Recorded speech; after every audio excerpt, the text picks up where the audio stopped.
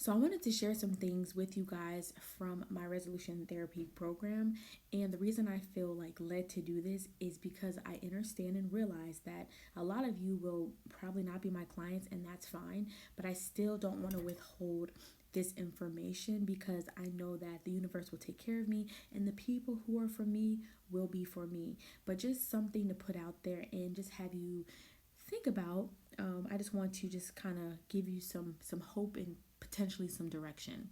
So, this is about aligning with your life, and I'm going to go over just a few of the questions from the emotional audit. This is something I would encourage my clients to print out a couple, keep one in the car, in their purse, because it's about how you're feeling in a present moment. But there's also something I wanted to read as well. So, those who are not in alignment with your energy code will remove themselves from energy codes that do not resonate with you. Positive seeks positive, negative seeks negative. So hopefully that can go over your head. I'm not saying you guys are not smart, but basically when things don't align for you, people are going to fall off. And a lot of times we feel bad about it, but sometimes that's actually what we need. And sometimes people have to move out of our way so we can actually get the manifestations, the opportunities, the abundance that we've been searching for, because we don't even realize that person is blocking. So any loss during this time is always replaced with more involvement in people who are in alignment while you are focusing on balancing your life. Be prepared to move away from some of the people you have been spending time with and see if it's a universal blessing. So, some of the questions to review your engagement in life review your engagement of life is: what are you currently doing to expand your awareness and your experiences? If you're not reading, if you're not consuming information and consuming it in a consistent manner. Now, TikTok has a lot of gems and information, absolutely. But what about books and documentaries? Things that are going to have a constant thread and just like boop, boop, random pieces of information. You got to follow the thread, right? What are you involved in that works towards your life goals? If you want to be a business owner and you're not taking any type of business classes or trying to understand how to run a business, do you need an LLC? Types of things. What are you doing to bring happiness into your life? And this is not meaning going trying to find people to bring happiness into your life. What are you doing as an individual to bring happiness into your life? As soon as we put happiness on someone else, we give away our power and we end up feeling a lot worse. Okay?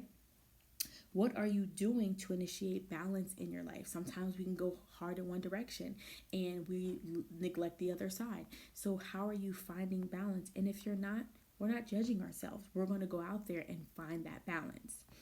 Another thing is, and this is the last one for this part, is what are you doing to bring more positive people to surround you? Well, again, you have to make space for them. So you may have to remove the other and trust and believe. I know this is uncomfortable, but it's going to benefit you in the long run. And honestly, sometimes it's easy. And as long as you start healing and growing and doing the work, people get uncomfortable and they fall off anyway. And sometimes it's not a conversation.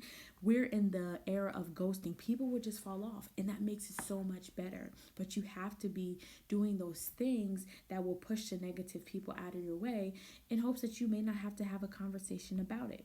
So I'm getting ready to move over to the questions, and I'm going to show you guys what this looks like here. It's like an emotional audit back and forth, but I'm just going to go over some of the questions so you can think about them as you watch this video. So you take this in your car, you can put this in your purse, because depending on if you're having a moment, this is where you learn how to respond instead of reacting. You take a moment, pull out your emotional audit sheet, and you go at it with the questions. So you describe in one word how you're feeling in that moment, just one word. And then you say, ask yourself on a scale of 1 to 10, being highest, which level of energy is being put out into the emotion. Does it deserve that much energy? Because sometimes we can be so frustrated and it really don't need to be a 10, but we're there. Is this emotion about business or is it personal? Sometimes things can happen at work and we think it's business, but it's actually personal because it's a trigger. Is this emotion about someone else or is it about yourself? Who or what is trying to harm you? Is this the base on fact or emotion, because sometimes people can say stuff and we feel attacked, like they're trying to dig and hurt, but sometimes it's not. But our emotions will allow us to think we are a victim and that people are trying to do stuff. So these are great questions to ask. I'm trying to skip around real quick. Okay, what is your internal voice saying to you? And this is important because, again, a lot of times our inner voice is not us, it's what we've been told as children, and we never realize that it switched from our parents' voice or caregiver's voice to ours. So, what is that voice saying? Is it someone else's? And whose is it, and where did it come from? So, you can kind of group those questions together. How does this internal voice make you feel when you say those things that that person said? If it doesn't make you feel good, right? Do the thoughts and feelings you have support your holistic goals for yourself? So if you want to be a positive person and you're thinking negatively, I don't think that's going to be supporting your holistic goals. So then you can find out, what is the healthier way to respond to the situation?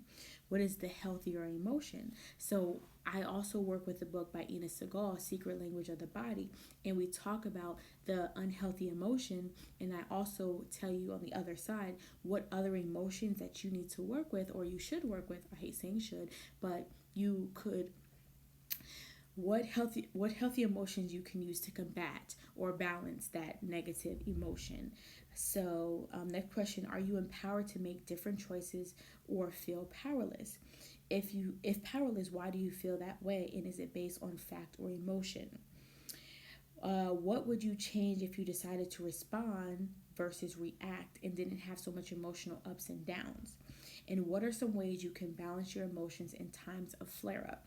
So one thing that is going to be super foundational, and why it's good to, really get into understanding your emotions and becoming more aware, is because it's not about acting like you don't have emotions, you're a human, but it's about not allowing your default thinking to win, and to make sure that you're not reacting and responding. When you have emotional intelligence and you really work with your emotions, you're able to respond, take the space, do emotional audits, and then you're able to come back to reality and move forward in a positive manner. Now, we're human, so sometimes we do snap, but then we can quickly pull ourselves back. And this is why I love this, because a lot of my clients will not work with me forever, but this is a powerful tool for them to utilize when we're not working together, to be able to check their emotions. And it goes from paper to being able to do this like clockwork. And then over time, they don't even have to go through all these questions, because they'll know, you know what, this emotion has to do with somebody else. This is personal. I'm giving way too much energy to this. Whose voice is this? Do I resonate with this? How is this aligned with my holistic goals of how I want to, pursue my dreams? So I think there was something else. Yeah, and then basically you'll just feel way more empowered by answering these questions. So again, this is something I give to my clients, and it seems to help because it allows them to take a step. So you can even decide that you don't even want to respond until you grab your sheet. And that's already good, because that's already teaching you to take a second and step back. But I know sometimes it's not always easy to pull out the sheet, so put them in your phone if you can't carry a piece of paper. Keep a note card, do something so that you can automatically think about these questions before you react. Your emotions are part of you, but they don't have to run you in a negative way. You are stronger than you think. You are able to respond instead of react. You do have access to healthy emotions even as easily as you have access to the ones that are unhealthy. So I really hope this helps.